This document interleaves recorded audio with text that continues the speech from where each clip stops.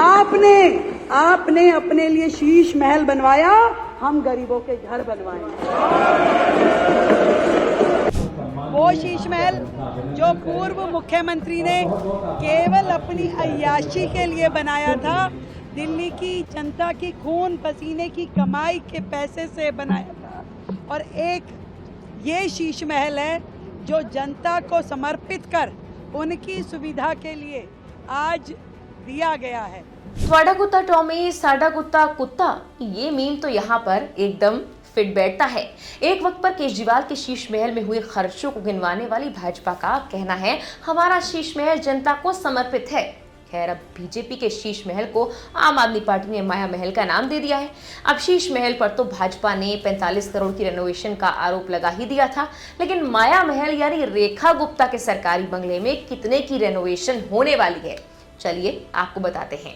राजधानी दिल्ली की नई मुख्यमंत्री यानी रेखा गुप्ता के लिए एक अत्याधुनिक और भव्य आधिकारिक निवास तैयार किया जा रहा है। लोक निर्माण विभाग यानी पीडब्ल्यूडी जुलाई के पहले सप्ताह से इस परियोजना की शुरुआत करने जा रहा है।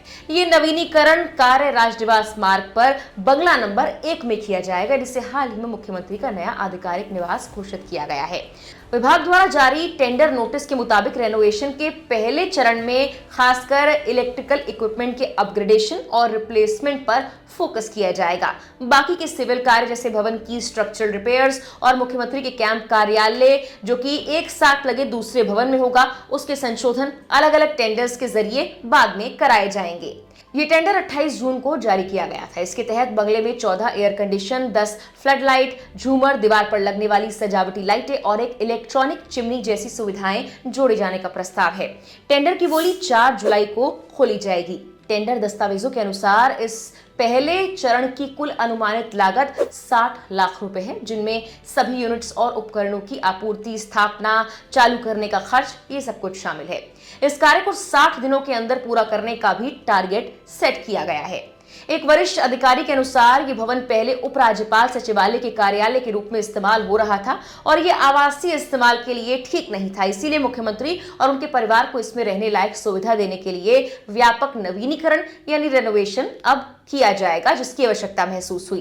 पीडब्ल्यूडी के अधिकारी ने कहा कि पूरे भवन में 80 light point, fan points, exhaust और कई और इलेक्ट्रिकल कनेक्शंस पूरी तरह से दोबारा वायर किए जाएंगे। साथ ही 23 energy efficient premium ceiling fan, 16 wall fan और 24 2 टन क्षमता वाले एयर कंडीशन भी लगाए जाएंगे। अकेले एयर कंडीशनिंग सिस्टम पर करीब 11,11,000 रुपए खर्च किए जाएंगे।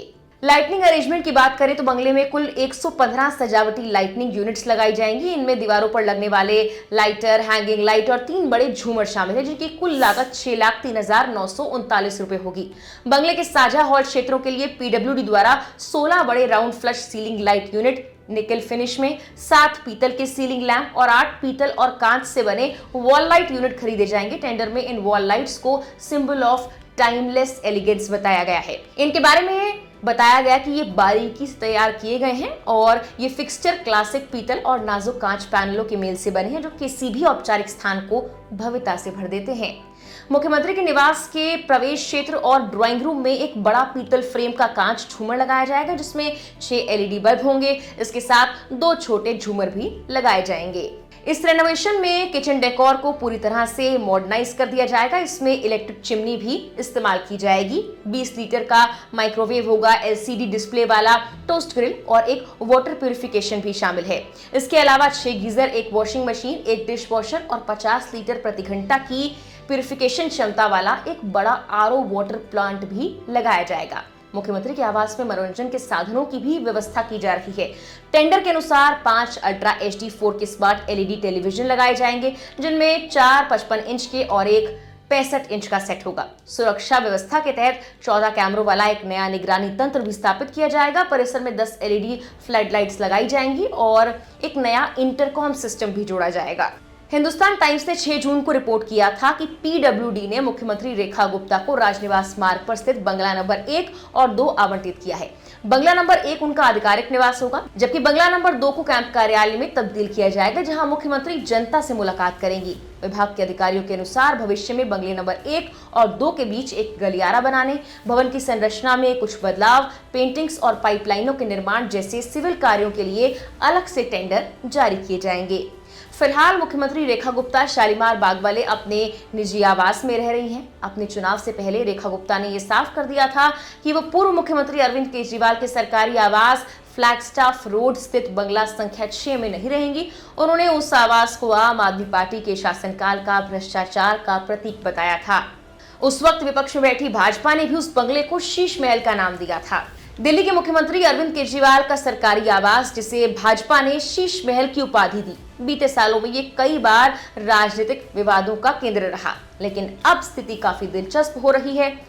एक वक्त पर केजरीवाल के शीश महल को भ्रष्टाचार कहने वाली या राजनीतिक विवादों में उसे हमेशा उठाने वाली भाजपा के लिए अब दिलचस्प मोड़ आ रहा है। अब दिल्ली में मुख्यमंत्री आवासों की भव्यता पर लाखों खर्च किए जा रहे हैं। उससे सवाल उठने लगे हैं, क्या सादगी का पैमाना सिर्फ विरोधी दलों के लिए होता है?